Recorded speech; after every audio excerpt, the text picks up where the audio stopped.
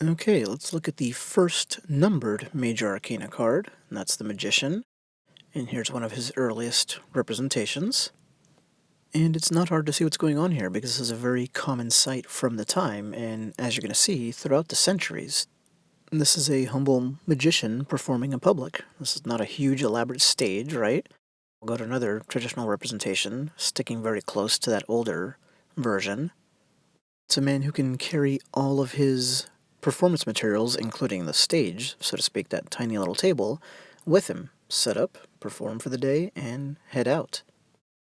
And the items that you saw on the table in both of those last pictures were really simple, humble instruments, right? Just for doing magic tricks. What you'd use to just entertain on a street or a sidewalk while trying to hustle up some money.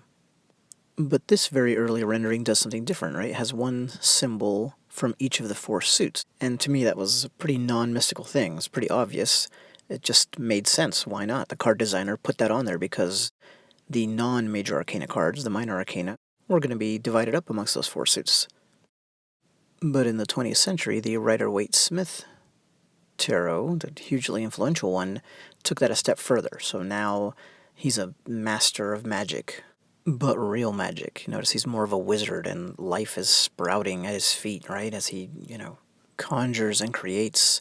This next card is from a similar time frame, and again, you see this transition to where he becomes a much more mystical figure. And that's a microcosm for the tarot itself, where a simple, non-magical item was adopted by the Western esoteric, societies, whatever you want to call them. But originally, back to the Magician, he was not some mysterious wizard, powerful wizard. He was this. Just a part of daily life out in the countryside here, right? There's people working, there's people playing, and there wasn't much more to it than that. The tarot's magician was really just a common, everyday, real-life character.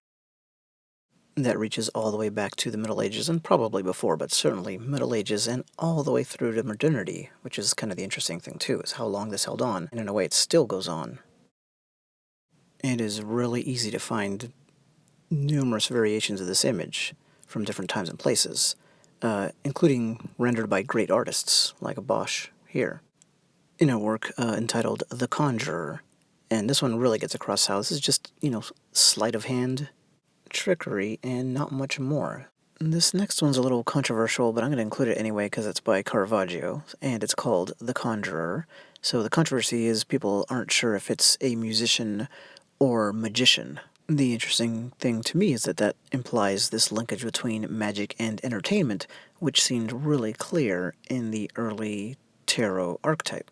And you can see from all the images we're reviewing here how that archetype was extremely common and really had nothing to do with what the magician became in the tarot world, and that's another microcosm. I mean, that is the tarot world. It became so insular, but it lost connection to the actual history of the cards themselves. Basically, an entire alternate history was invented and replaced the real one. So the magician, who then became the Hierophant, was this purposely designed character calling back to the magical rites of ancient Egypt and stuff like that.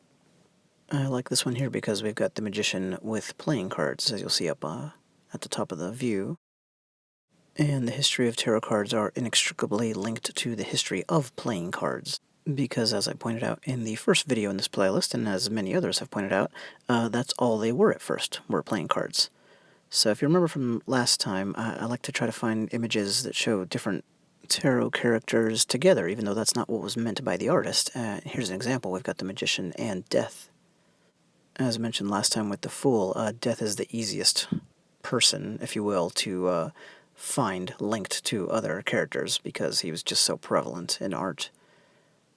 Here's kind of a hybrid. We've got the Fool and the Magician really as one. Notice the hat, the outfit of the Fool, but the table and the implements, and this is on a card. As I said in my overview video, they both represent kind of this bottom rung of society and entertainers on top of that, so this card really speaks to that. Now, this one here is from way later than most of the ones we've seen, but I love how it mixes cards, the Magician, and the Fool. Another indication that the first two cards of the Major Arcana, in the normal sequencing, 0 the Fool and 1 the Magician, have a strong affinity. And they both draw from the same overall template, the street entertainer slash illusionist, kind of a very humble trickster, and that template has been portrayed in Western art for centuries. Cards 0 and 1 out of the way, we'll move on to 2 next time. Thanks.